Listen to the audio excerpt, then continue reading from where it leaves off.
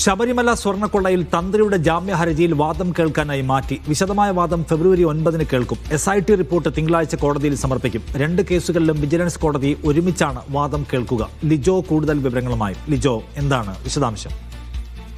നിഷാദ്, ശബരിമല സ്വർണ്ണക്കൊള്ളയുമായി ബന്ധപ്പെട്ടുകൊണ്ട് തന്ത്രി കണ്ഠരര് രാജീവര് 2 കേസുകളിലും ജാമ്യ ഹർജി ഫയൽ ചെയ്തിട്ടുണ്ടായിരുന്നു. ഇതിന്ന് പരിഗണിക്കവെയാണ് വാദം കേൾക്കുന്നതിന് വേണ്ടി ഇപ്പോൾ മാറ്റിയിരിക്കുന്നത്. കാരണം കട്ടിളപ്പാളി കേസിലായിരുന്നു ആദ്യം ജാമ്യ ഹർജി സമർപ്പിച്ചിരുന്നത്. ഇതുമായി ബന്ധപ്പെട്ടുള്ള പ്രത്യേക അന്വേഷണ സംഘത്തിന്റെ റിപ്പോർട്ട് കോടതിയിലെത്തിയിരുന്നു. എന്നാൽ കഴിഞ്ഞ ദിവസമായിരുന്നു ദ്വാരപാലക ശില്പ കേസിൽ ഈ ജാമ്യ ഹർജി ഫയൽ ചെയ്തത്. പക്ഷെ അതിന്റെ റിപ്പോർട്ട് സമർപ്പിക്കാനായിട്ട് പ്രത്യേക അന്വേഷണ സംഘത്തിന് കഴിഞ്ഞിട്ടില്ല.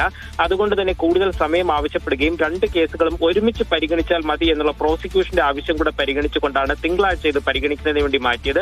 ഒരുപക്ഷെ വരുന്ന ദിവസങ്ങളിൽ തന്നെ SITയുടെ റിപ്പോർട്ട് ഉണ്ടാകും. പക്ഷെ കോടതി അത് പരിഗണനയിലെടുക്കുക തിങ്കളാഴ്ച മാത്രമായിരിക്കും. തന്ത്രിക്ക് ജാമ്യം ലഭിക്കുമോ ഇല്ലയോ എന്നുള്ളതാണ് ഒരു പ്രധാനപ്പെട്ട ചോദ്യം. സാധാരണയായിട്ട് 90 ദിവസം പൂർത്തിയായാൽ സ്വാഭാവിക ജാമ്യം ലഭിക്കും. പക്ഷേ അതല്ലാതെ 43 ദിവസമായപ്പോൾ തന്നെ ശ്രീകുമാറിന് ഉൾപ്പെടെ ജാമ്യം ലഭിച്ചിരുന്നു. ഇതൊക്കെ ചൂണ്ടിക്കാട്ടിക്കൊണ്ടായിരിക്കും എന്തായാലും തന്ത്രി ജാമ്യ ഹർജിയിൽ പറഞ്ഞിരിക്കുന്ന ഒരു പ്രധാനപ്പെട്ട കാര്യം അതാണ്.